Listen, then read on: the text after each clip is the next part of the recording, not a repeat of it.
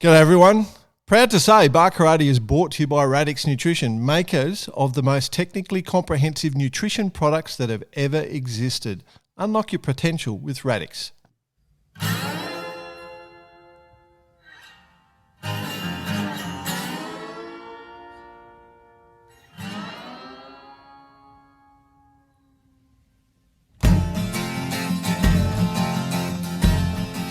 G'day listeners, welcome to Bar Karate, the sailing podcast. My name's Jordan Spencer and it's that time of the week where we get to hang out with some really cool sailors, but of course I have to share the mic with my two idiot mates. First off, let's welcome Mr. Brett Perry.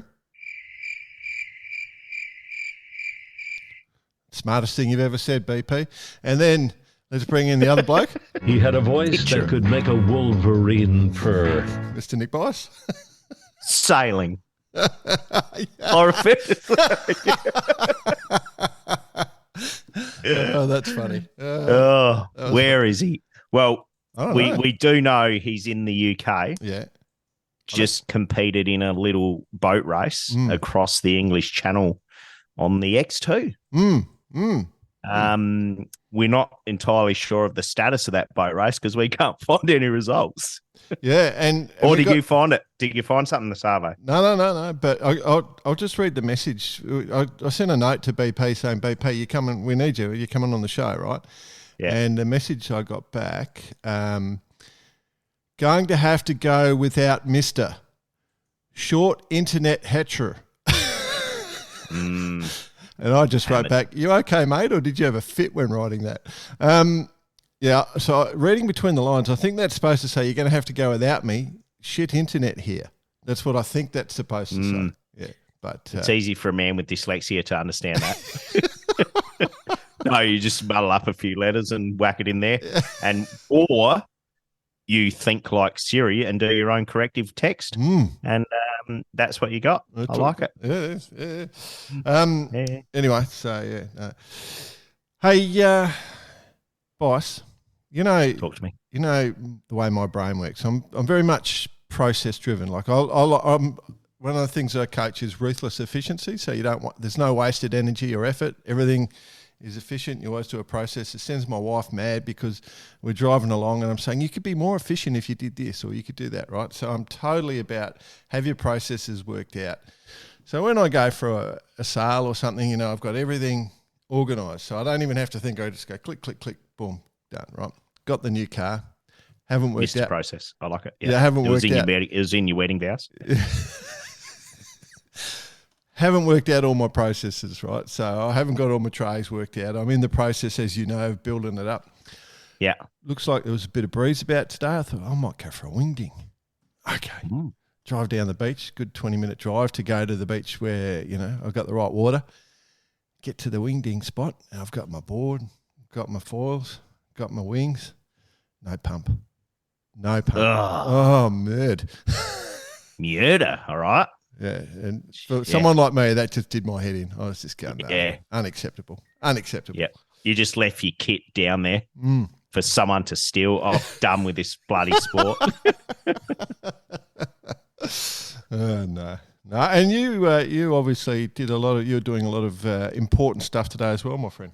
Yes, I am just, getting in touch with my artistic and cultural roots. I actually have just come back from the theatre, believe it or not. Lovely. Yes. There's some great plays and stuff around. What did you get to see, my friend? I went to see Mary Poppins, and I've got to say it's its last day in Adelaide today and took Charlotte. Well, the whole family went. It was for Charlotte's birthday, actually. Oh, yeah. And it was a show for the whole family, let me say. I must admit, I love a good musical. Did you start singing?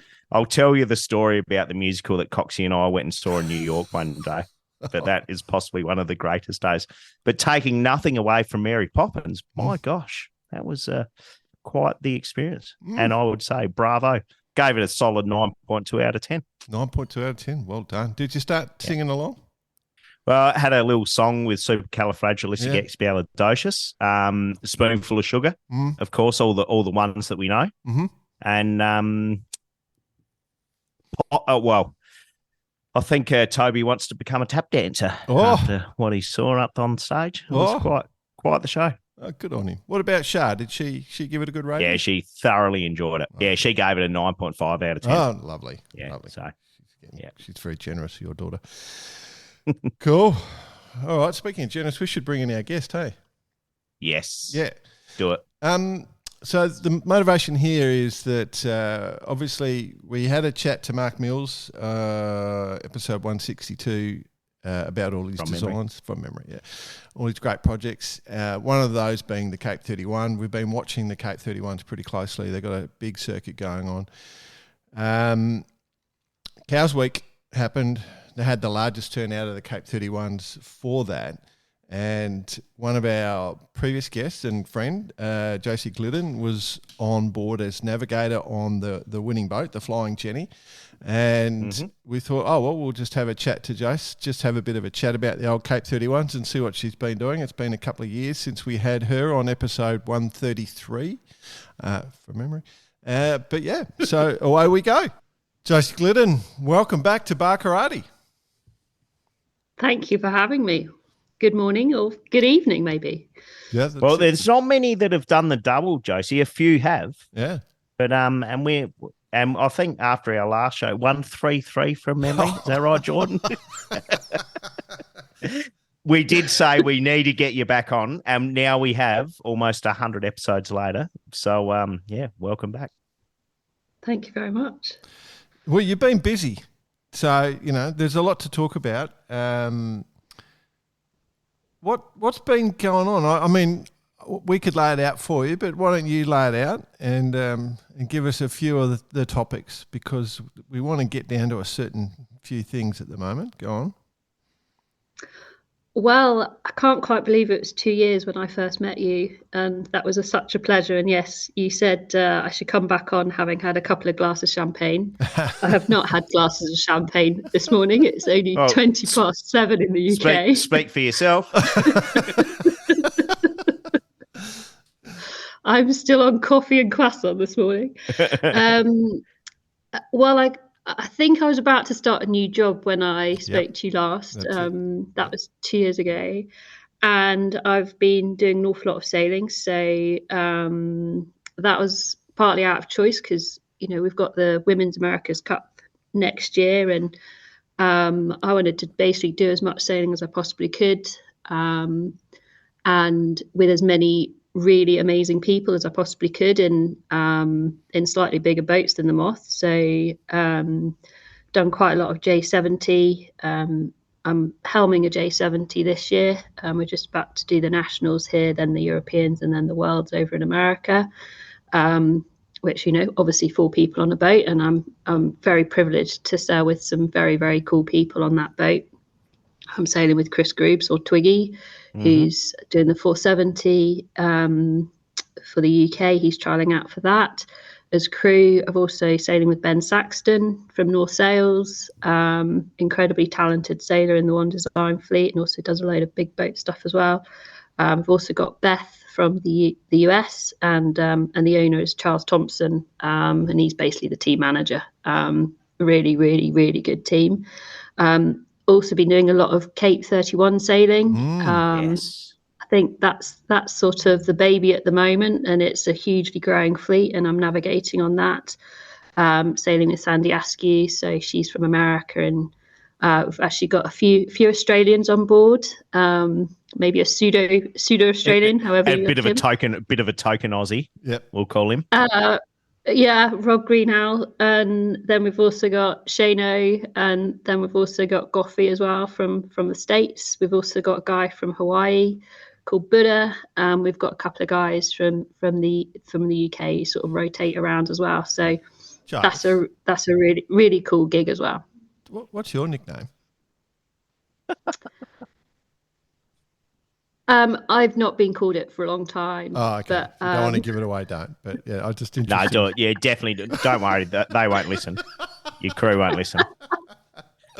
They know it already, so it's fine. No, I just love the let's just say it's from Star Wars, and they're small, so you can fill in the gaps if you want to. Okay. Yeah. Jordan's a bit of a Star Wars fan. I think you know what you're talking about. Well, I don't know where I became a Star Wars fan, but It's all good. Okay, and I think you're doing the Etchells as well. You did the Etchells Worlds as well. Yeah, I did the Etchells Worlds beginning of this year in Miami. So did quite a few of the events leading up to that in the States. And again, that fleet is insane. There's just so many incredible sailors sailing in it. And, my philosophy is just go out there and learn and have objectives to work out, where you're going to go. And it's a pretty brutal class. You can come last in one race and you can win the next one. And some incredibly talented sailors. So yeah, I was very fortunate to do that and love the boats. And I'm sure I'll go back at some point in the future, because I think you can sail them pretty much any age. And so that's one of the beauties of that class, really. Yeah. Given, I'm sure we'll come back to the Etchell, but given your nickname, I'm guessing you sailed 4-up. Yeah, absolutely. And, I'm not known for my English team, sorry, or US team. Like, who was the team? So that was a really good team. So David Franks, who's done an awful lot for the class. I'm sure anyone who's stepped in an Etchell knows who David Franks is on his boat. We've also got Graham Sunderland and also Jaffa. So both incredibly talented sailors, and learned so much from that team as well. So it's a really, really quite amazing. It's been an amazing year, really, and we've still got quite a few months. We've still got quite a lot of sailing between now and Christmas. And then, of course, I've got a day job as well to fit around it all. It's quite tough fitting it all in. And some people ask me how I do it, but I try and make it work. But it's not easy to be a head of finance and operations person as well as doing all the sailing that I do. Yeah, that's it's quite impressive, like very little time for rest. But I guess what that signals to the market is that you're passionate, like that's what people would pick up from that, you're passionate about your sailing and you're willing to work hard to make it happen. So, if you're an employer, they'd be pretty happy, I assume. I think so. I mean, I think, realistically, it's not perfect 100% of the time. And there's obviously been some compromises, and I fully appreciate having had the opportunity to be able to do this. And not all employers would be necessarily as accommodating. And, RWD is the company I work for, and they've been incredibly accommodating and really, really understanding, really. But in saying that, they're in the marine industry, obviously, and this kind of keeps your toe in the water, so to speak. So it can't really be looked down upon. Like, so it could only be looked at as a positive, I would imagine. Well, I think I would say the biggest positive is the transfer of knowledge between sailing 100%. and like high octane, high energy, very intense, passionate, whatever you want to call it, racing at the level that I do, and the teamwork, and bringing that back to the workplace. But there's also an awful lot that I've learned in the workplace and running teams. I've got 10 people reporting into me at work, and building those teams, and they're quite different, the way that the two parallels of my world work. And so actually bringing some of the more business side of things, and like, if you talk about flow and being vulnerable and being trusting in terms of being open and sharing your weaknesses, that doesn't happen so much in sailing. And so I think there's an awful lot that I've learned, and being able to kind of, cross-pollinate those ideas from business into sailing as well. And how you run a professional team, and just all of those things is incredibly powerful when you come from both sides. Yep, definitely agree. I've always argued that sailing's the best sport you can put your kid into if you want them to succeed in business, I reckon, because there's so many elements of our sport that transfer into the business. Plus it's so expensive as well that they can't afford to buy drugs.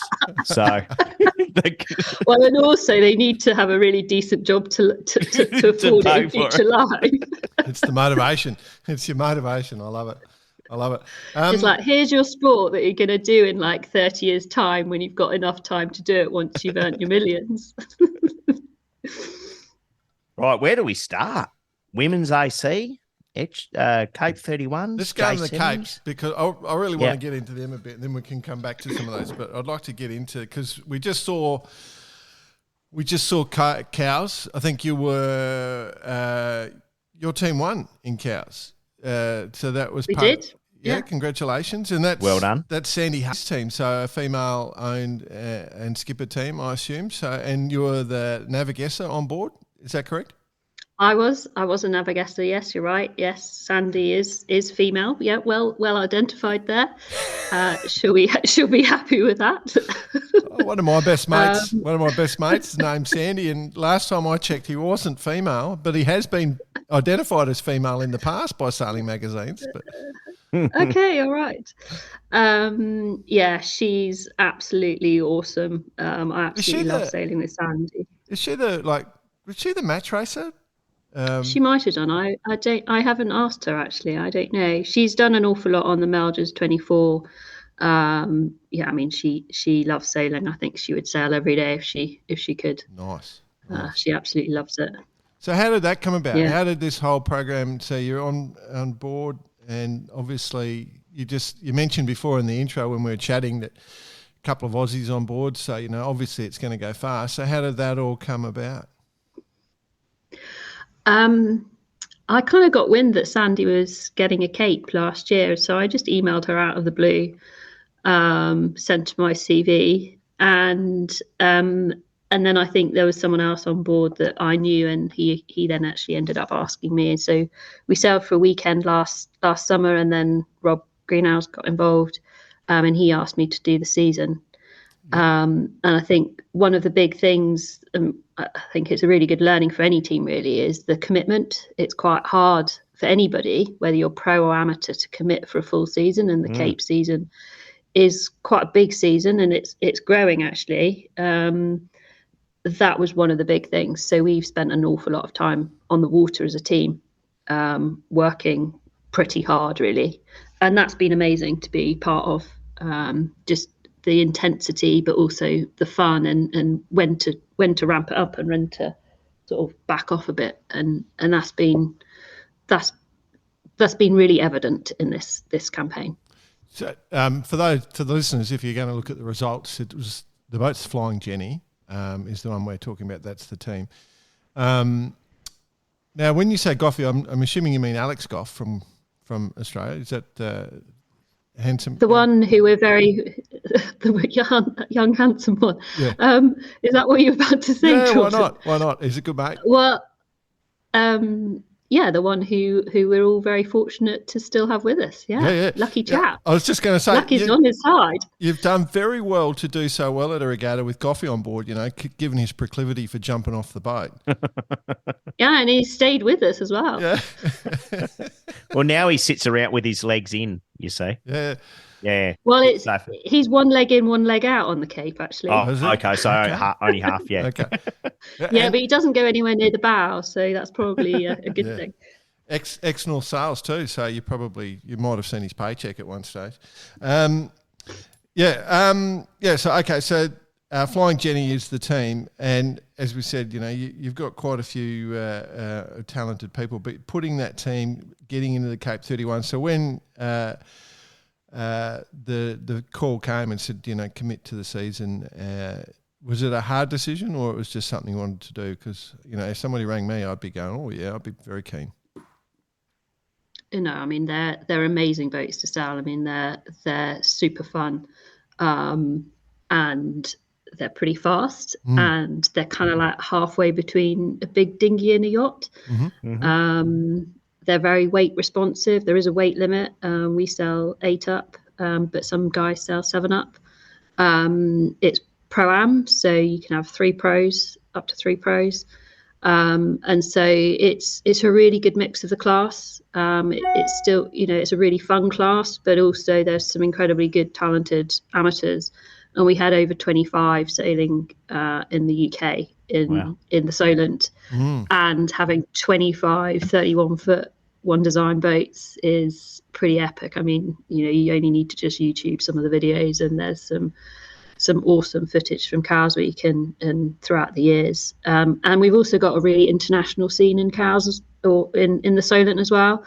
Those who don't know the Solent, there's lots of different sailing clubs and yacht clubs around the Solent. So they kind of like take the different events around. It's still in the same sailing area, but each of the different clubs runs the events. And so we have like 5 or 6 Cape specific events that kind of piggyback off other events. So it hasn't like had to totally change the infrastructure, and hasn't like taken away from some of the other events. We've ended up having our own start on some of those events that already exist.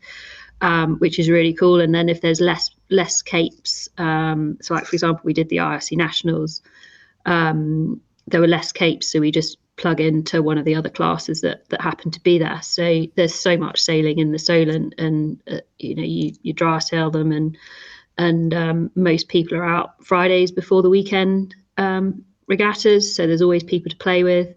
And yeah, it's a really good setup. I mean, I think we've got Romania, Holland, America. I think I counted 7 or 8 countries that are actually coming into the Solent. And I don't think I've ever known that before. Normally people go to the Med, but the Solent delivers, and it's been in pretty awesome sailing in the Solent. Okay, yeah, you might have to wear your oilies rather than shorts and t-shirt every day. But the actual sailing is fantastic. Absolutely fantastic. Yeah. And there's a bit of time.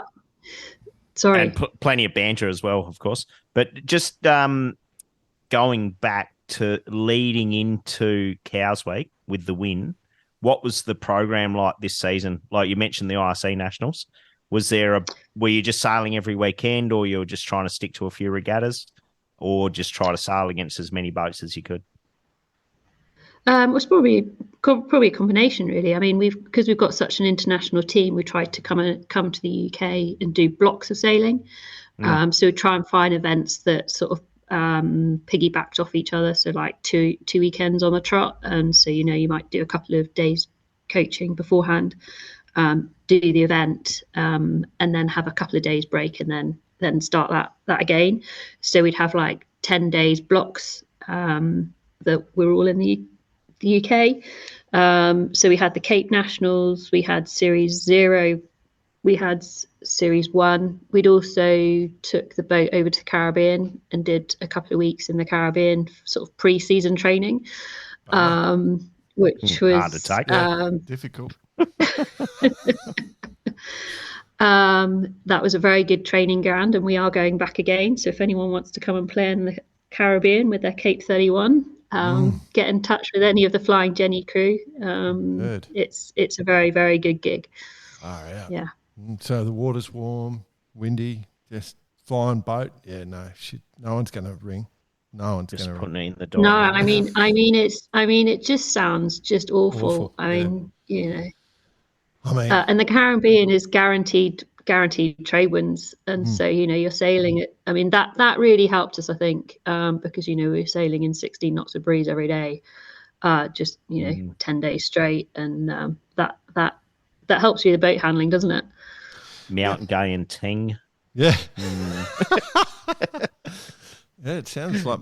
And there's also a few circumnavigations in the Caribbean. You've got St. John's Island that we raced around.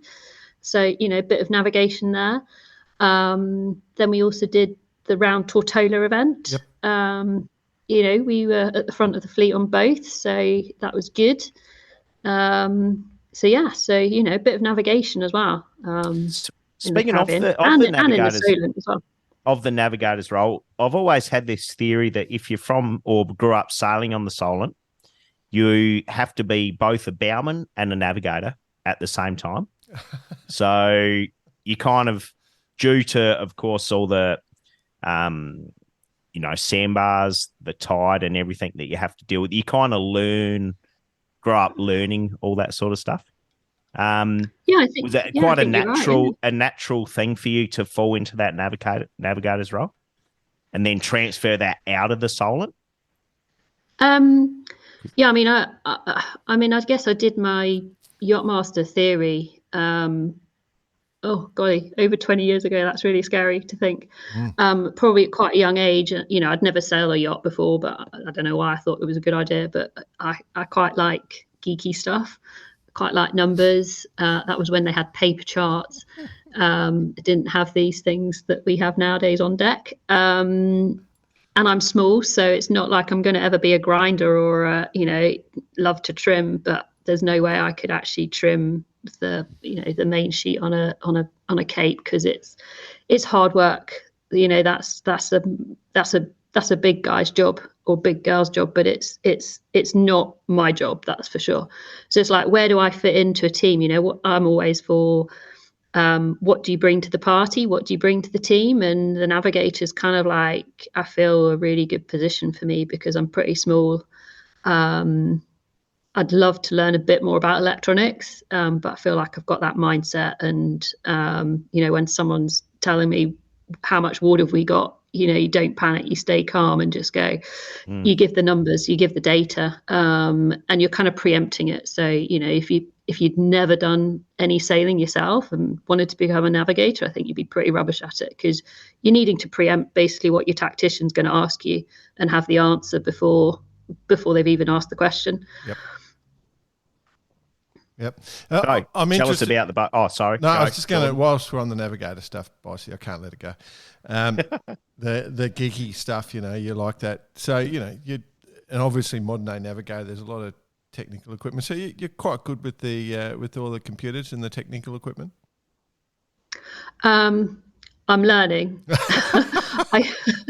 Let's just say I think there's quite a lot to learn. And, the biggest thing I can say for any navigator out there who's trying to do more of it is get familiar with the tech, get familiar with the packages that you're using on board the boat, because they can be quite daunting. And there's some incredibly helpful people out there. I know you've spoken to Tom Cheney, a few times from Sunrise and Ineos and stuff. He's been incredibly helpful, and most people are really helpful when you say, don't know what this does. Can you tell me what it does? And they're incredibly helpful. But what I will say is, if there's anyone out there who can make a box work underwater, that would be amazing, because the amount of times I've been trying to navigate from the rail, and the Cape, let's just say, is very wet downwind. And when you're going downwind to a shore or an island, and the amount of times where you had to get your phone out and then navigate using a different device. So I'd say bring as many waterproof devices as you possibly can on a Cape to navigate, and try and make sure they stay as dry as possible, because these, robust or sort of the boxes aren't that waterproof. So if anyone can make me a waterproof box that actually works underwater, I'm game, and I will definitely test it. I really don't want to discuss what a box means in the vernacular here in Australia, boss. No, you probably don't. Don't worry, we'll scrub that bit out. Yeah, we might take that bit out. Or you probably won't, though, will you? No, probably not. Tell us. Okay, so tell us. You're just saying downwind, the Cape is very wet. As a boat, we are huge fans of the Cape 31, and when we interviewed Mark, we spoke specifically about it, and we got a bit carried away with the whole thing. But what are they like to sail? Are they upwind? Are they dogs upwind? They're fun upwind. Obviously downwind, they're an absolute ball. How about just a general day you come in fully pumped?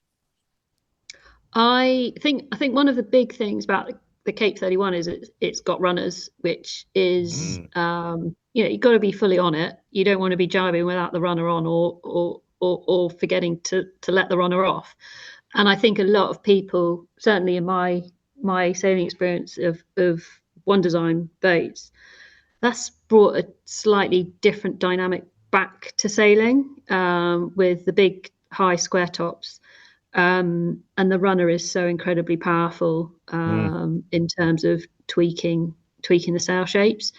And there's a lot you can do around the rig. I let the boys sort of, that's their department. Know your strengths, know where other people's strengths are, and they do an awful lot on that. And that's one of the, I think, the really cool things about the Cape is it's proper tweaky. Yeah, and so you can really depower it, and it's reasonably, dare I say, easy to sail, and it's really responsive on the helm. I've been fortunate enough to do some regattas helming the Capes, and it's a really nice boat to sail upwind, and then downwind. Yeah, it's dreamy. It's super cool. Sometimes you don't see the boat because there's so much water going over the deck because you just plowed through another way. Wow. But they pop back up again and off you go. Mark Mills, episode 162, I think, from memory, Bice, just for the listeners there. It's a good design. It's great. Yeah, he's a good man too. We really enjoyed our chat to Mark. He said come over to Ireland and have a few drinks, and we were very keen. I think Bicey's probably on that tour soon. But one of the things, obviously, with the dinghy stuff, it's and small some of the smaller boats, you just got main, jib, kite, but you don't get a choice. You don't have smaller size sails, and there's that crossover in the Cape. Like a VX1, for example. You're using the same size sails and rig right through the wind range, but the Cape 31, it's a full suite of sails. So you've got different kites, different jibs. So you can, and really got a full sail program going as well, I assume. Yeah, so the Cape 31 has got buttons, so we can only have so many new sails a year, which I think is a good decision for the class.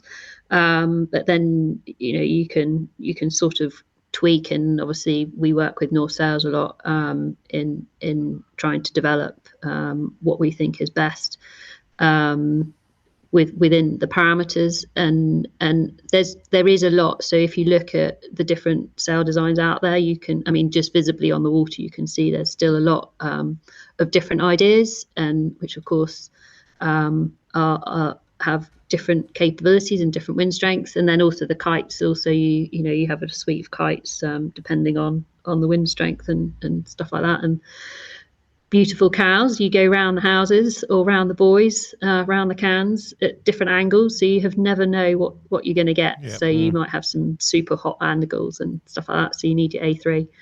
So why were you so fast? Yep.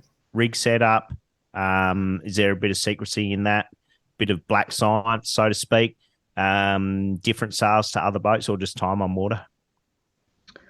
I'd say the biggest thing I would take away from his time on the water. So, like, for example, the first race in Cowes Week, I think we had a 6 mile downwind start, which was pretty epic, and we were 10th down around the bottom mark, and we just chipped away and chipped away, and boat handling, it was a long old race, 2 hour long race, and I think we ended up winning that race. And so it's just it's just the little gains around the course. You just keep on pushing wherever you are in the fleet, and there's gains to be made. Little tidal gain here, bit of boat handling here, hoist there, don't drop the kite in the water there. That's the basics. Probably everywhere. Probably on the course, that one. Yeah, but it can happen if you don't have that crew work pretty slick, particularly when people get tired. We had some long days on the water and 2 hour long races when it's pretty intense with 25 boats. There's always gains to be had on the race course. So with the setup on these boats, like, can you, going upwind, can you choose to foot off and actually pop on the plane on these? And do you have that sort of range, or is it's more like the keel boat sort of thing upwind? You're sailing that tight groove and you're making, you treat it that way, whereas like a dinghy or a VX, if it's windy, you can just crack it up off a degree or two and you're on the plane? Well, there might be different perspectives here, but I think you can sail fast VMG versus, a sort of a slightly slower, higher VMG. So yeah, there's definitely it's definitely not just one mode. Yeah. Yeah, for sure. And also, if you've, depending on which jib you've ended up selecting, you might have more or less choice, so to speak. But yeah, for sure, and that's why I say it's like really tweaky and a bit more like a dinghy than, say, like a deep, narrow-hulled yacht. It's interesting. I mean, it's like any good boat. Obviously, being a tweaky boat, then you get to tune it. So, what's giving you that success sounds like it's doing the work beforehand. Going and doing those blocks of sailing. You've got good people on board. And you've obviously worked it out. So I'm guessing you've got a little tuning guide you've worked out, which seems to be what's going on, and then everything's just sort of clicking as a result. Yeah, I think the team is incredibly successful because everyone just puts so much into it. Everybody has their own speciality on board, and this is one of the things that I've sort of brought from business to sailing, is that humility and growth mindset.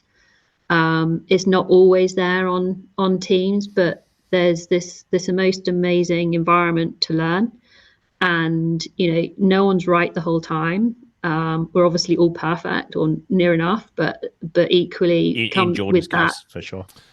No, I think obviously in Jordan's case, he's superior. Yeah, let's get past Bag and me, but I think this is really critical what you're saying. I think you're spot on here. This is full bore.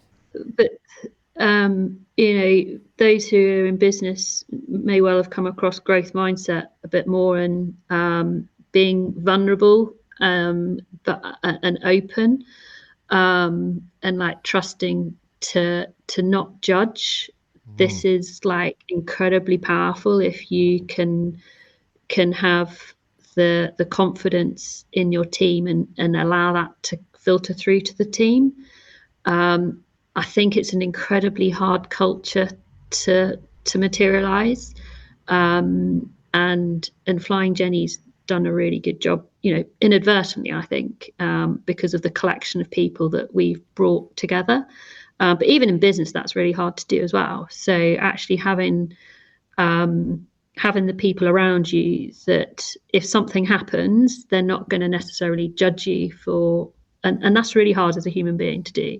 Like we all judge because we all have different experiences, and we all, very few of us don't compare each other to ourselves and stuff like that. But that, I would say, is a really winning strength of Flying Jenny, that we praise people for when they've done good, but equally, we don't chastise people when they haven't done so good. And it's, this is a great example. I won't name the person who said it, but if they're listening, they might remember the situation. Someone said to me, there was some feedback, and after a jibe, someone said, well, that was a shite jibe.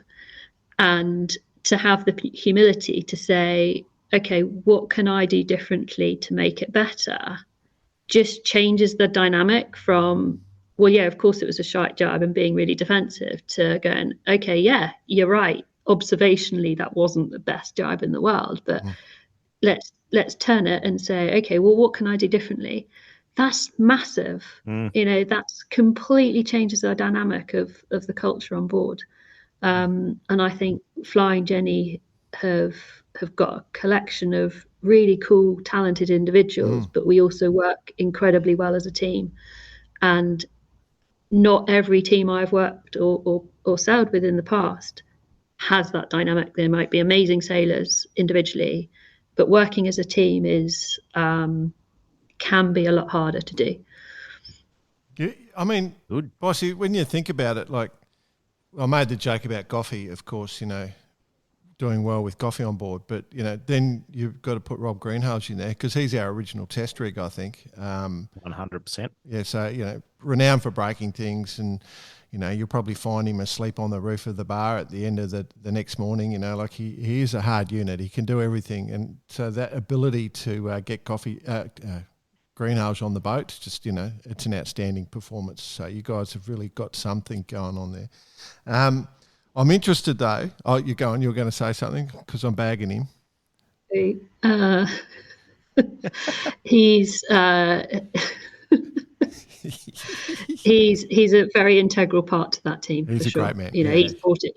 He's brought it together and he's awesome. made it work. He's awesome.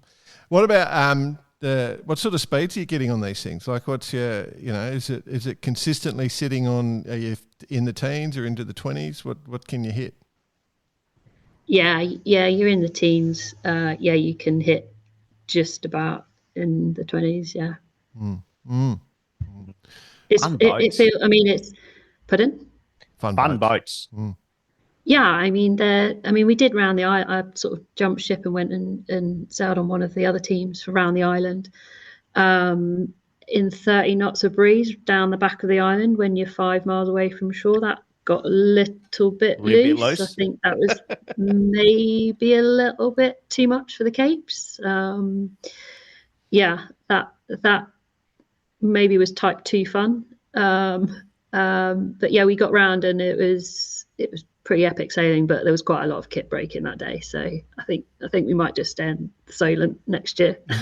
Well, you got around though. That's one, which a few boats didn't. So not bad from that. A lot of boats didn't. Yeah. Correct. Yeah. Now, so, sorry, Jordan.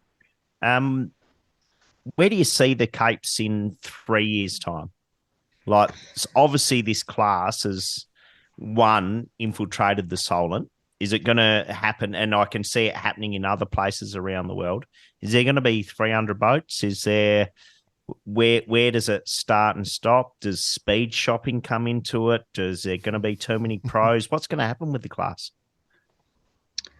Well, there's already going to be a med series next year, excellent. Which is pretty cool. So there's going to be 5 or 6 med events in around sort of the south of France and north of Italy. Yep. So being kind of collected, I guess, to make it easy for boats to move around the place. There's a few already in Monaco and that place already. There's owners from, I know, the Club 50, Swan Club 50s, and also the TP52s. There's a few owners that have bought Capes. They're commissioning in South Africa over this winter, and so there's like some mini series going on in South Africa. Oh yeah, are you going down to do that? I saw that the other day. Yeah, I think that might be too much for the whole team this year, but I think that's a really cool place because I know there's also a couple of build slots. So if there's anyone out there who wants to go get their boat commissioned this winter in South Africa and sail in South Africa, there's 8 or 9 boats already doing that series. So that's a pretty good opportunity there to get into the class, and they're sailing under the international rules as well, which means that you can sail with the 3DI sails, which a lot of us we have in the UK. There's also about 8 or 9 boats in America dotted around. There's a couple have gone to Australia. Yep. There's 4 in Hong Kong, so they're quite widely spread around the world, which is really awesome. And they go in their containers. So one of the design features of the Cape is it fits in a container, and so they're reasonably easy to move about the world. It's all subjective, of course, but they're reasonably easy to move about the world in their own little containers, and they're quite snug in there.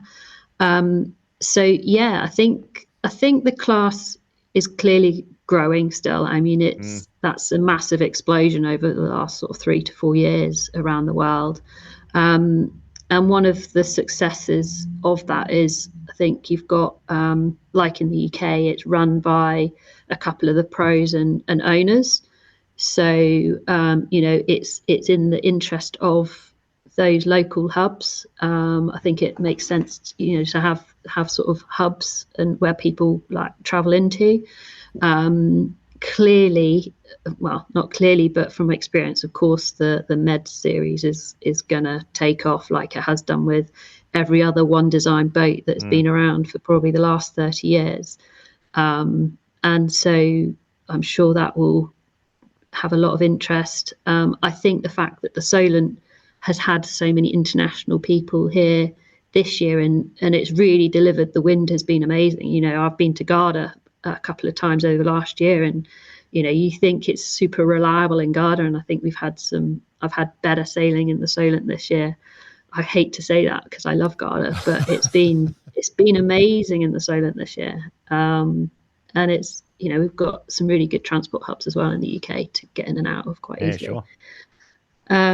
So yeah, I think of course it's growing, and the class guys have really put an awful lot of effort into making some really good events around the world, and I'm sure that will continue. And the maintaining of the integrity of the One Design, going forward, like it's always been a bit of a, well, not, I guess it's a risk, because we've seen it in other One Design classes, as far as you know, people kind of pushing more than they should in some areas. I refer specifically to the Far 40s, I guess, the way that those boats were campaigned and treated and turned into full-on campaigns. Is there a bit of a risk, that sort of thing, or not? I think this is a really hot topic. I'm really glad you brought it up, and I'm not. It's not for it. So, my mother has a Wayfarer, so let's just pull it right back. And I know there's been quite a lot of, probably in any class you sail, you know, whether it's an Optimist, a Mirror, a Topper, a Wayfarer, a Cape, a Swan, a TP, a Maxi, you know, there's always going to be someone pushing the boundaries. And I've forgotten even to say the Moth. I mean, the Moth class after the Worlds, chit chat on WhatsApp went insane. We were having like 100 messages an hour from competitors, like having their opinion. And it was amazing. It was such an amazing international conversation with so many pros determining where the Moth class should go, you know, because we all say it's getting expensive, but it's all relative. And I think as people who are competitive, pushing the boundaries of our sport, of course it's going to be competitive, because we set these rules. You know, we have class rules, we have international rules, and people push rules. You know, we all push rules. In business, on the other hand, there are no real set parameters. It's a commercial, you know, environment, and so you find where your competitive edge in business, and there aren't the parameters that you necessarily have around you know, self-regulating sport. And I think we have to remember that.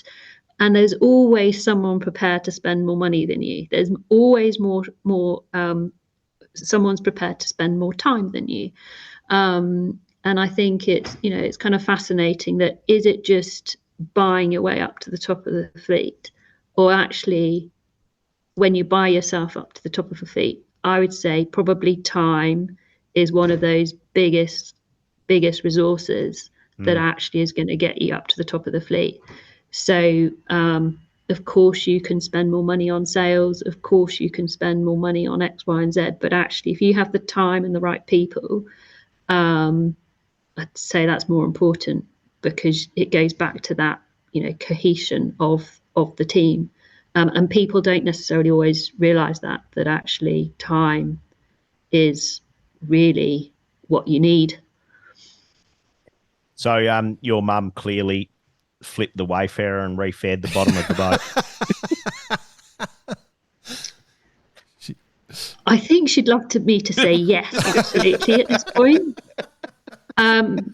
My mother is 74 and she still is sailing her Wayfarer, which I think is incredibly admirable. I don't think she'd actually be able to flip it on her own. Bless her. So she'd probably need a friend to help her do that. But yeah, I think it's fantastic that my mother is loving sailing and doing it for what she loves. And I think that just goes to show it doesn't matter, whatever boat you sail, it still can be competitive, and you can sail to whatever age, which I think is part of, one of the most wonderful things of our sport. It's multi-generational. 100% agree there. Let's I want to talk into the, unless you want to do more Cape 30 stuff, boss, I want to 31 stuff. I want to just jump on the J70s because there's a lot of people throwing energy into those as well. I wouldn't mind just hearing about what the program is and, with the Worlds coming up, what the goals are there. Yeah, sure. Where do you want to start? Well, I think to start with my team, I've got Ben. I mentioned Ben Saxton, probably one of the greatest tacticians I've ever sailed with. Don't worry, like Rob doesn't listen to the show either. Well, we've already said how amazing Rob is. Yeah, exactly. Well, so. Yeah, so you're allowed to do a couple.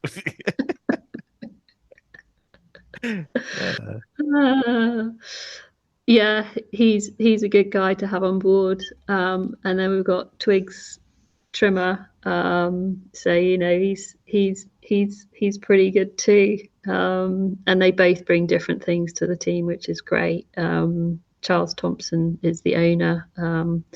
And then Beth, who flies in. Well, we've actually been flying over to Beth, who's in the States, and then she's over here at the moment in the UK for our nationals and Europeans. So 3 weeks out of my summer holidays, I've been spending in Weymouth, which is really glamorous, isn't it? Yeah, living the dream there. Yeah. So we're here to go sailing though, aren't we, rather than to go out for nice fancy dinners, luckily. Luckily. So nationals then, obviously the Worlds are a big one. Where are they? Yeah. Timing? Worlds are in the end of October in Tampa in Florida. Oh, cool. Oh. Yeah. Jeez, you're very busy, aren't you? I was just thinking on? Yeah, you're just looking at all these different boats, and exactly. Yeah, I'm very fortunate to helm the J70, so it's good.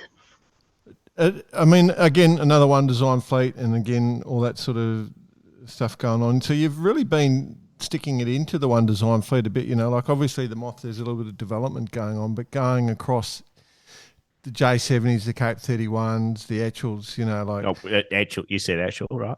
Yeah. Am I allowed to say not Etchell? Entirely one design. As you know, Josie, the Etchells have been on the show with a bunch of controversy in more ways than one. But no, sorry. I'm sure. I just had to get that in there. I don't get involved with politics. Oh, you do not? What? No. Okay, so with the Worlds, how many? Do you know what sort of fleet you'd expect with it? I mean, we don't really. I think we've got a couple doing the J70s from Australia, haven't we? We've got. Yeah, there's a few. Yep. And then obviously quite a few Aussie contingent taking part, popping up. Yeah, as in individuals. Yeah. It's good fun. You're having fun, That's what I like, Josie. You're just having fun, doing lots of things. And one of the things about the UK, being based where you are, the opportunities are presenting. There's quite a few opportunities because obviously you've got those fleet of the Cape 31's there. There's all the other classes. You're right in the midst of it, and it's not that hard to jump across the pond for you guys to go and do these other regattas. To come from Australia, it's a little more work. Yeah, I think so. I mean, I think what's sort of fascinating about getting opportunities is that if you're not seen, you don't get asked. That's right. And if you don't ask, you don't get. And so there are opportunities out there. Sort of put in the gender or diversity thing in this conversation, because a lot of people say, how on earth do you get these opportunities? And you kind of ask for them. The J70 that I'm on at the moment, I think I've been sort of suggesting I'd like to go sail on that boat for probably as long as I've been sailing J70s, because it's a great team. And people, I think, forget that, or people don't realise that, and it's, you know, partly it's unfortunate, but it is partly who you know. So actually getting networking, talking to different people, taking those opportunities to be introduced to different people,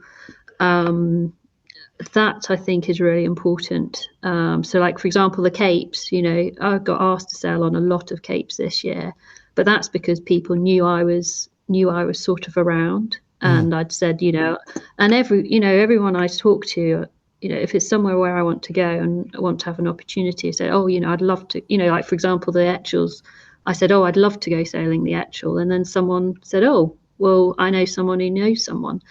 And I said, okay, let's put me in touch. And that, I think, is really important, and people don't see that part of it. They just see you sailing with whoever you're sailing. And maybe that's obvious for some people, but I don't think it's as obvious, and I don't think it comes as naturally to females. You know, there's a great little interview with the Moth girls or females who sailed this year at the Worlds. Yep. And the common theme was sort of being brave and having courage. And it's okay to like go out in 25 knots and capsize multiple times. And rather than going, oh, I'm not good enough, I can't go out in that. It's like, just go out there and smash it, and, you know, and try and break it. And that's okay. And I think that doesn't necessarily always come naturally to the female gender. It probably comes more naturally to the sort of the more typical sailor. And of course there are females out there who do it, but I think that was a common theme, and it's the same when you're looking for opportunities and getting out there. You know, I was fortunate enough to put forward a female onto another J70, and she took that opportunity having never sailed a full J70, and I said, but you're going to be fine. And of course she was fine. But I think, you know, females sort of tend to want to be perfect, Jordan, before they sort of step on board. Is that what we just discovered? No, but you are perfect. Close enough too, mate. Anyway, keep going. But, you know, I think that's really important to kind of like, you know, realise that you don't have to be perfect to try something different. You know, I've just, you know, we're kind of slightly going on a tangent, but it's relevant. You know, I've just bought some wing kit, and it's fantastic. I feel, well, I am a total and utter beginner, but that's okay. You know, you just keep going out and practicing, and keep on going out and practicing, and yeah, you fall off and you look like a complete and utter muppet, and you're like, oh God, I hope no one's watching. But actually you just keep on doing it until you can, and it's okay, because that's how you get better, and that's how you learn, and it's that growth mindset again. So you just keep testing. You know, I love watching the AC40s. You know, there's so much footage, and the amount of progression, because they have so much time, you know, but it's exactly the same. You know, you're testing, you're trying, you're getting better. But, you know, there's been some pretty impressive crashes as well with those boats, right? Yeah. No.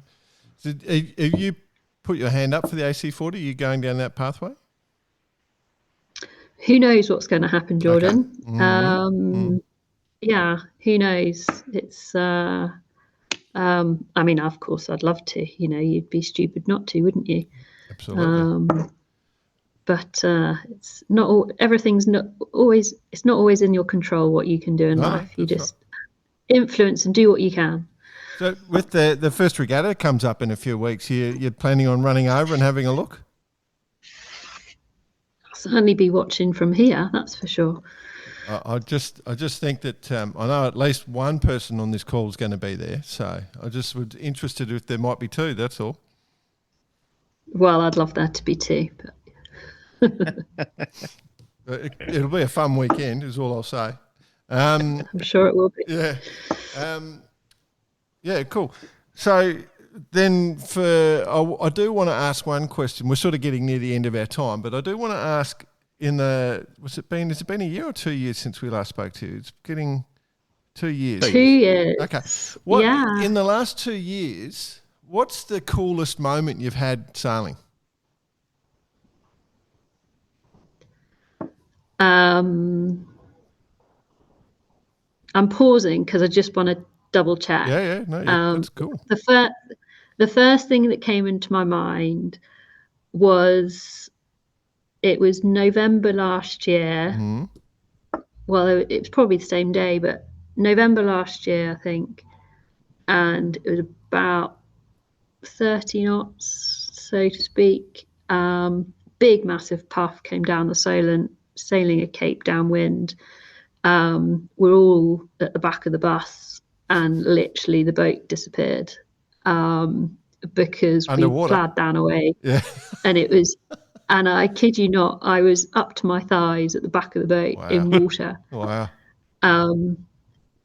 Lesson is, don't put anything in the aft pockets, because there was nothing in the aft pocket.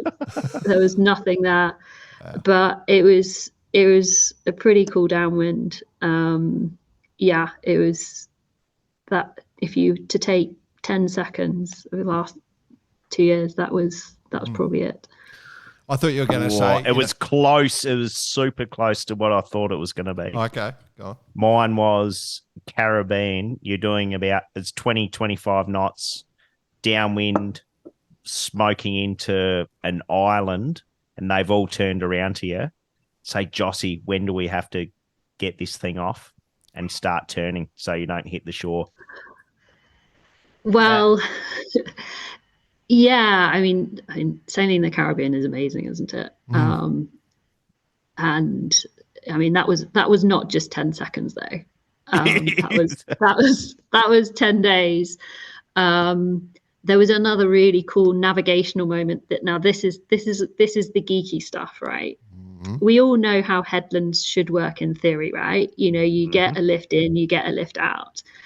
And we got the ley line perfect on one of the round the Tortola race. And we hit the ley line with that lift up to the point. We tacked on the point and we lifted all the way out. And I would have loved to have done a screen grab of our track because it was swing. utterly textbook. And it was just a really sweet moment as a navigator and a geeky person who sails, because I was like, there's the theory properly in practice. It actually works. Of course it does, but it was just so nice to see. Nice. You should write books. Yeah. Pretty simple. Such a geek, aren't I? Yeah, no, it's such a geek. It's fun. It's fun. I mean, that's perfect. It's that. No, and I get it totally, because we watch the tracks of even the boats going around the world, and you see them heading in, tacking back out, getting the lift, like the seagull wing, as Marcel Van Treese calls it, or vice versa, like downwind jibing. It's a thing for sure. Yeah, and I love all that topology and weather and how it all just links into what's happening on the water, and you know, it's pretty cool stuff, really. All right, so just to finish off, because you know we've established that you've got plenty on the plate. What's the calendar look like for the next few months? So if people are going, I wouldn't mind watching how you do. What goes next? What are your next regattas coming up? I got J70 National starting tomorrow. The Euros starting a week on Monday. We have a Cape event in the Solent in between then as well. We've got another couple of Capes to finish off the season in the UK. And then we go to the J70 Worlds at the end of October. So it's quite a busy couple of months. Yeah. And then, Josie, more importantly, in 2 years' time from now, can we book an episode with you again? Of course you can. Fantastic. You know what? I'll send you the Zoom link. We've got to do a live one. I reckon. Oh, that's great. Do a live one. Make it easier. That'd be And we'll make sure Live. Josie's had a few of her champagne. All right, we'll do it live from Cows Week in 2 years' time. Oh. Okay. Yeah, it's a date. All right, let's lock it in. Lock it in. Yeah. Okay. Yeah, because that'll be the next Fastnet. Would have just been. Put your hand in your pockets and get us over there. We'd love to be part of this show. It sounds like your European tour. You could probably fit that in, couldn't you? 100%. Love it. Cool. Beauty. Right. Good work. Great to chat. Always. Good luck with everything coming up. Yeah, very impressive. We'll be keeping a close eye on it. Thank you very much. It's been a pleasure, as always. Thanks for joining.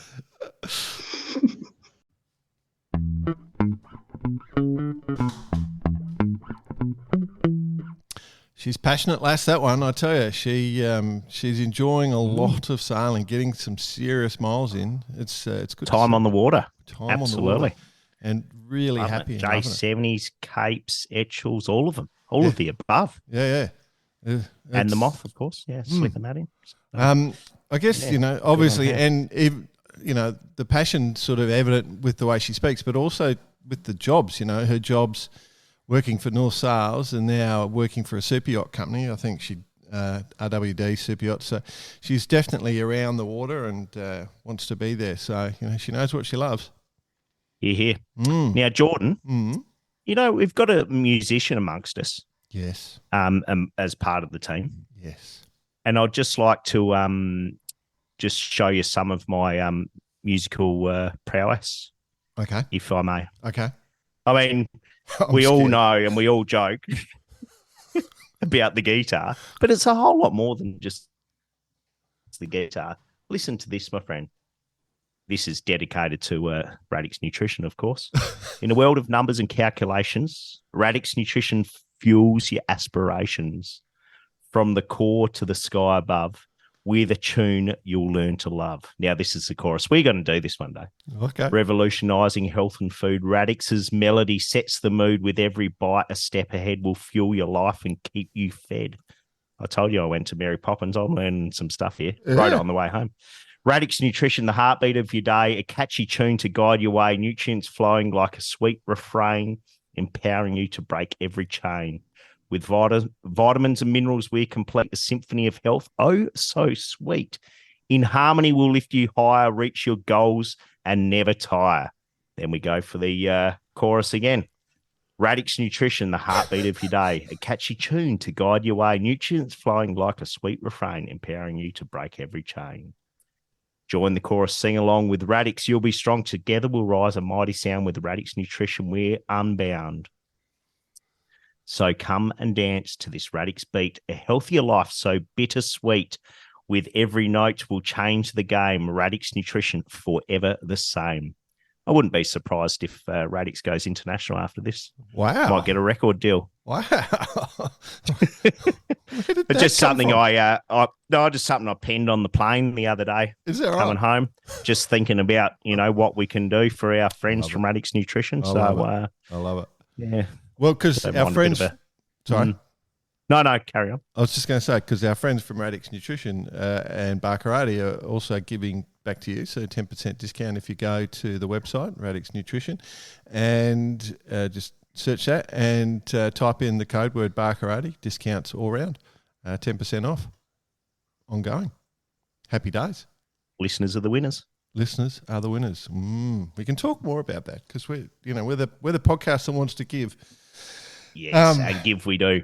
First off, shall we move on to club events? Club events, Spicy.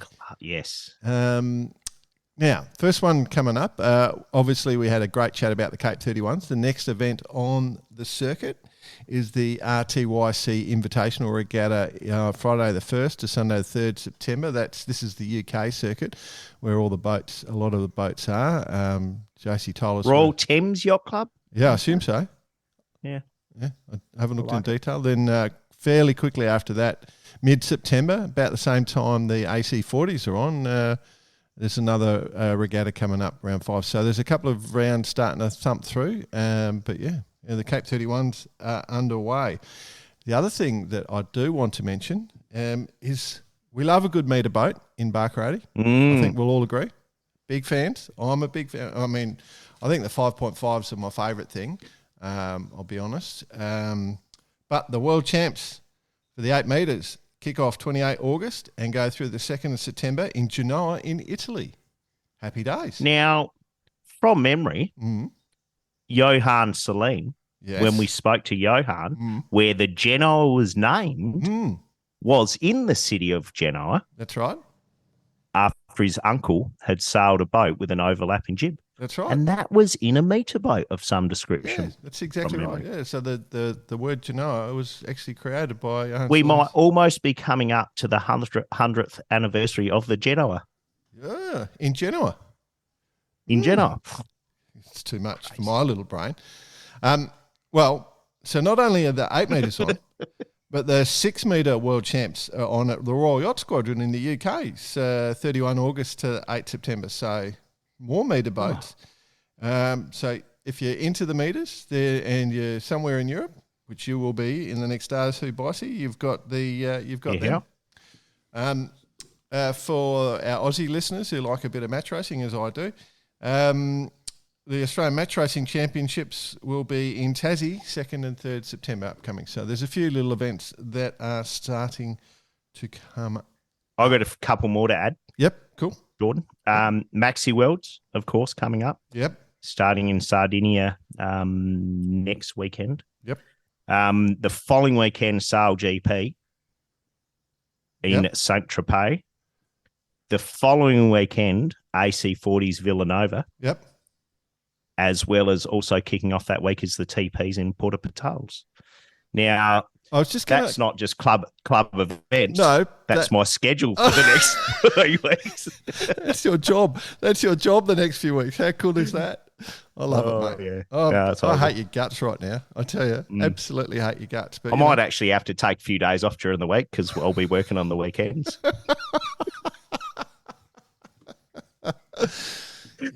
Yes, you're working. You're such a hard worker. I mean, let's be honest. Everyone out here listening, hearing that that's your job, right? Going to those events and just going, they know you're never calling in sick. You'll never get sick. I haven't had a sickie before in my life. I'm never having one ever again. No, I'm not starting now. No, not with that career. Good to hear. Cool.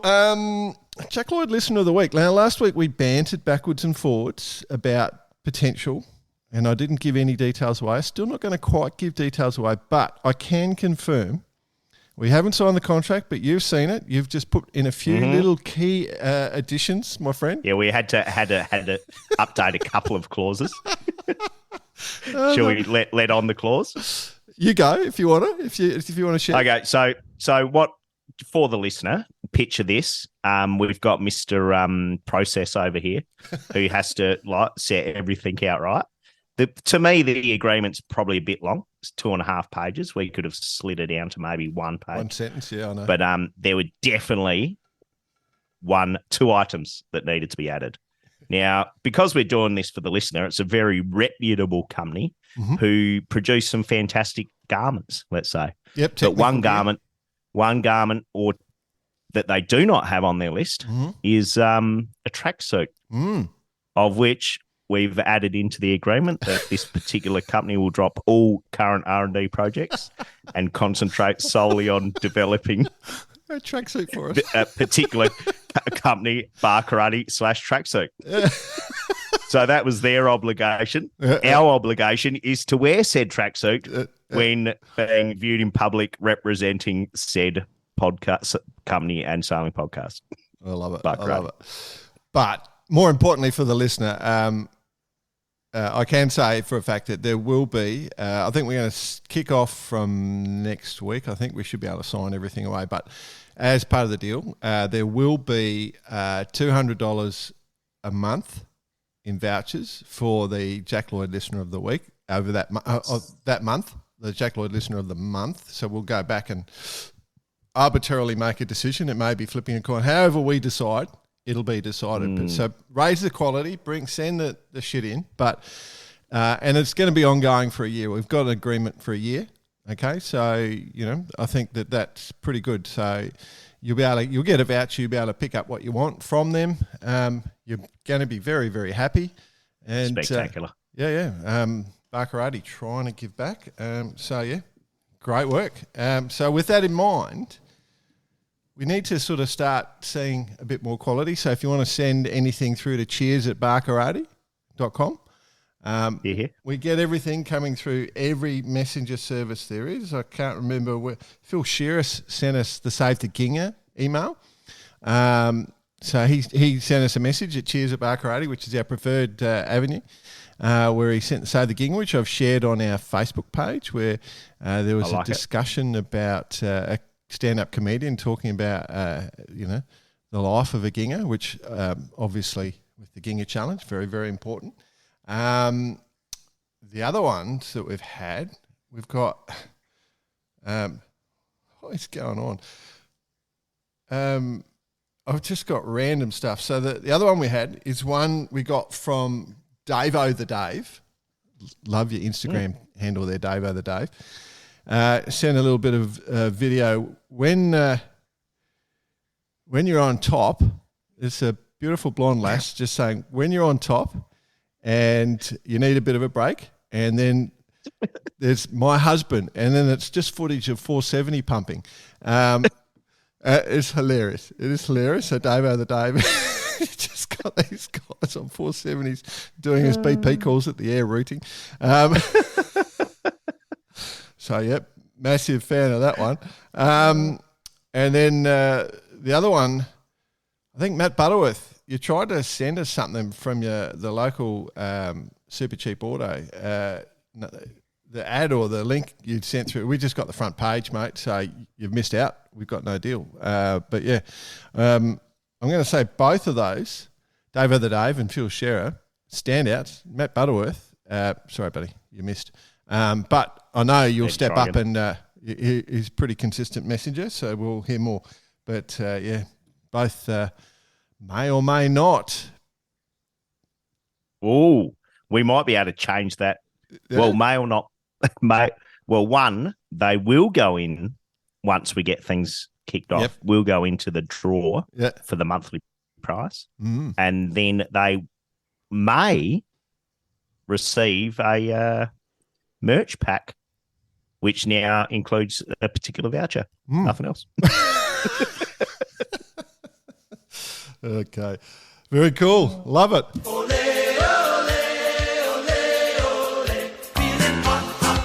It's hot time with Bice. We're so professional with these transitions, aren't we? I love it. Oh, I love it. No editing at all. At all. First of all, just quick shout out. We've spoken about it before. Manga Olsen Award happened over the weekend with our good mate Sci-Fi being named. But going alongside some very, very esteemed sailors and well rewarded. Funnily enough, I was contacted by the MC of the evening if I could let on a few stories. I'm not sure what he read out, but I've got to tell you, shit, when you grow up with a bloke like that and spend many a time at sea and also on land, what's appropriate or not? I just had to remind myself it wasn't a 21st birthday party. That's right. So that's right. Yeah. So not sure if that got mentioned, but well done, Sci-Fi. What we got going on, mate, is the TP52 Worlds, of course. Yeah. That's the biggest one. With what would we say what was it down to? It was literally down to the last jibe. Yeah. On the finish line. Yeah. On the last run of the last race. Yeah. Which gave Platoon the win. They came away as the world champions on 25 points. Privet's on 26, so as you can see, super close. Yeah. And then Gladiator on 34, so it was a bit of a gap to the others. But Privet's, are they having a blinder? Yeah, I was just going to say, they've been the dominant boat of the season, and they were the sort of standout boat of that regatta, and basically had it won. But because I think Platoon were like fourth around the last top mark and needed to pass two boats to get... they just snuck in front of Quantum on that last job. Yeah. Whilst Privet's won, and they came home in second. So yeah. So Provezza has been a standout boat, but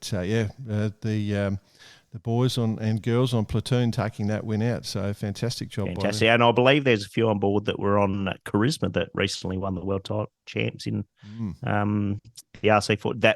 That may be completely wrong, by the way. But it's a good statement. For some reason, I've got that in my head, but we'll just roll with it. Yeah, but tailing off Barcelona. So there's plenty going on off Barcelona, as we know these days, and nice choppy waters, but also being, dive bomb. I don't know. I remember I did a FD. I think I was doing an FD build up to a Worlds, and the A classes were on the same course, and it was like a scene from Star Wars when those little X-wing fighters come past him. And I reckon. So is that what you reckon it's happening in Barcelona? Yeah. With the AC40s and the 75s just smoking around everywhere. Yeah, just smoking past you. All this, you wouldn't hear him coming, then straight past. Be hilarious. But yeah, plenty going on in Barcelona. But yeah, well done. With just the one regatta left, as mentioned earlier, Porta Patel's coming up in a bit later. Well, towards the end of September. So, are you going to be able to? Are you actually able to sail, or you can't because you're working, or are you actually allowed? Are you supposed to sail? Well, I won't be No, I won't be sailing. Right. The teams are well made up, but yeah, but if that was the case, I'll definitely be on for sure. I doubt I'll be sailing in the Sail GP or the AC40s for that matter. What about last but time? The Maxis for sure that there'll be a bit of yachting involved. Yeah. And not the TPs, obviously. They've got their teams well set. Last time we were in Sardinia, mate, we had a memorable dinner. So I was just wondering. We certainly did. I told my wife that story the other night. And she's like, why are you telling me this, that you met the most beautiful woman you'd ever seen in your life? Yeah. Oh, it was hilarious. So should we do we told this story on the show? We've definitely told the story on the show. That's cool. Yeah. Anyway, cool. All right, what else we had? Hamilton Island Race Week. Interesting. The only, not really gossip, but a bit of an unfortunate incident is the Comanche hit a fair-sized rock by the sounds of it, motor sailing back to the harbour after a race. And again, bit sketchy with the details, but hit the rock, and a crew member did go down, fell down the hatch, and got it slightly concussed. But good news is he is A-OK, which is fantastic. Unfortunately, the boat has sustained some damage to the bulb. I'm not sure how extensive, but that'll be interesting to know. And they didn't compete in the last few races. Yeah. So that's what came from that. But the rest of it was IRC1 was taken out by Alive, which has been sailed exceptionally well at the moment. Yep. They had the race up there too from Brizzo, from smoked up there. Brisbane Hamo, which they won. They've won IRC1 with quite a star-studded crew. Goffey on board, who we mentioned earlier. Adrian Cahalan, Nico. So they're having a really good time. Moving down, Div 2 Matador, TP52, took that out with all bullets. The white picket fence, except for one race, I believe. Yep. And then Div 4 I found interesting with Hollywood Boulevard, the Ray 40. Ray Roberts took the win to be closely followed by the Cucaracha. La Cucaracha. Cucaracha. It's Mexican for cockroach. The cockroach, the Hamilton Island cockroach took second. So... a Mexican, Spanish. I can't believe I just said And Rex in the multi-hulls, in multi-hull black, took the win there. So well done to all. Sounded like a great week. Plenty of whales, plenty of sightseeing. And sorry, I'm not really going to go into all the results of the 38 other classes, but had some good time. Yeah, nonetheless. Especially after Airlie finished off with basically no wind. So, it was a bit of a bummer for the Airlie race, and then they rolled into Hamo, which is great. It's a really smart program for overseas boats. If you want to come down to Oz, come down and you get the whole races up the coast. They deliver you to Airlie, you do Airlie, and then you do Hamo, and you're sailing in the tropics in the middle of winter, and it's, shorts and T-shirts and a lot of fun. It's a lot of fun. Don't miss it. Yeah. And just a couple of ones worth mentioning. Golden Globe race coming up. Oh, yeah. Kicking off in a week or so. The Golden Globe. I love their tagline. Sorry. Golden Globe. Fuck. Yeah, the Golden Globe race. Ocean Globe. Ocean Globe race. Yes. Yeah, crowed. Yeah, Sorry, Don. Yep, sorry, Don. Whoops. Don and Jane. We'll get Don on, actually, once things kick off. I think at 20-ish boats taken off. Not predominantly, but more than half the crews are French on board. Yep. But they're all assembling in Southampton. Isn't there one from your yacht club competing? Well, no. Campbell Mackey on the Spirit of Adelaide, member of the squadron. Yeah. Here in Adelaide, but yeah, he's of the greater state, let's say. Yeah. Bit of a story in itself. I'm going to save that story. Yep. For another episode when we can concentrate a bit on it. Yep. And what he's done and how it's come about, because it's a story in itself. Yeah, and we've got a soundbite off that achieved. boat as well, so which we can do a little bit with. So we'll do that a little bit more. But and then the other one I've got for us, your favourite, Jordan. We saw it this week, the Ocean Slab. Oh, the Ocean Slab. I love it. The deck's going on. So Phil and his boat, the deck's gone on. It's interestingly Sam Magnard design, isn't it? So Sam Magnard. Sorry. Yeah. Sorry, Sam. So his looks pretty cool. I like it. It does. Looks really and cool. I'm chatting to Phil Sharp when we did interview him. We specifically spoke about the steering station and how that's going to work. Yeah. Well, at the moment, she's got no coach roof. No. So the steering station, he's got lots of vision at the moment. Yeah, just stand out there on a tiller and hang on. Exactly. And he actually put a question out there to the punters. Is what do you reckon? Shall I put a coach roof on this thing or just take it? Yeah. And people were kind of, day sail it.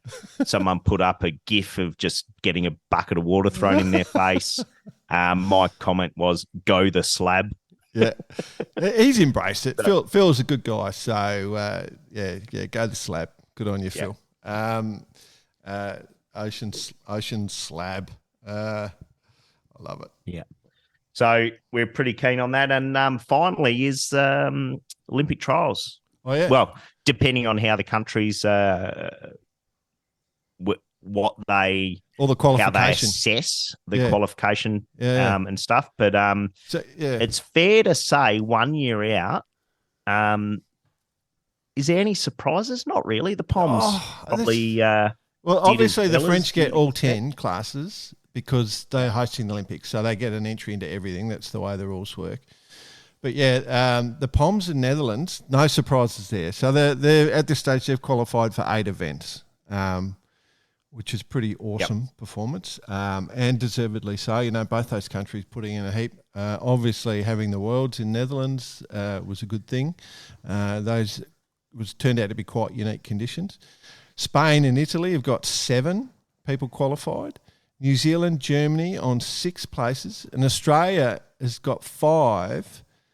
Norway, Poland, Sweden, and the USA qualifying into 4 events. So obviously there's still a bit more to go, but you can still, there's still more qualification events coming up. But at this stage, the surprise, I hate to say it, I feel like the Aussies have underdone.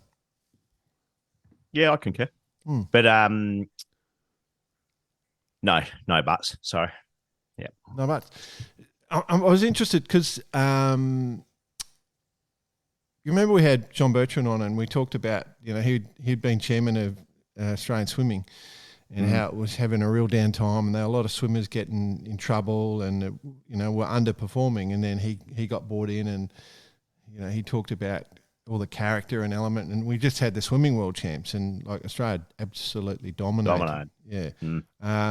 So I'm just intrigued from a general discussion around sport. There's got to be. It's about building the culture, maintaining the culture. Culture. Yeah. That's one Not thing. saying that the Australian sailing team doesn't have that. Yeah. But it's one thing something that needs to be long lasting. Yeah. You can't just do it in one cycle. That's something. I mean, you and I both think alike on this. I think Neil Cox, obviously, great mate. The culture thing is really, really important. That was a classic example demonstrated by the way you guys set up that culture in the boatyard. But culture and success, I think it's the underlying driver of everything. And so I don't know if you're picking up my message here, Bicey, but one thing that we do is drive culture. I think Australian sailing needs to take on the bar Bring in karate. a cultural coach, you think? Bring in a cultural coach, bar karate, cultural coaching. Yeah, no chat GPT can write these sorts of G-ups. No, chat GPT G-up. Somebody put that into chat GPT. Write a G-up for your sailing team. Write a G-up for my sailing team and see if chat GPT understands what a G-up is. Oh, dear. That's cool. So seriously. I guess if Australian sailing don't step up, other sailing nations, bar karate will stand up, for... where you go across all borders, my friend. Across all seas, across all oceans. Canada? I should write another poem. USAdia? Great Britain, Canada, USAdia, Brasilia, oh, dear. Deutschlandadia. No, that's it. I think that's us, isn't it? We're all done. Cool. All done and shut dusted. it down, my friend. Cool. Good Are we work. even going to get a song this week? Yeah. Where is he? Where is he? He's going. All right. Yeah. All right. Pre-recorded. Pre-recorded. All right. Yeah, we'll go.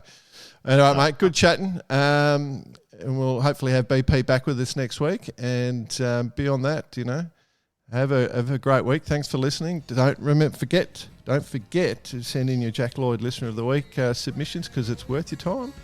And 100%. Of course, remember to go to Radix Nutrition website and type in Bar Karate into the code when you're purchasing. Get a 10% discount and you can enjoy balanced nutrition anywhere.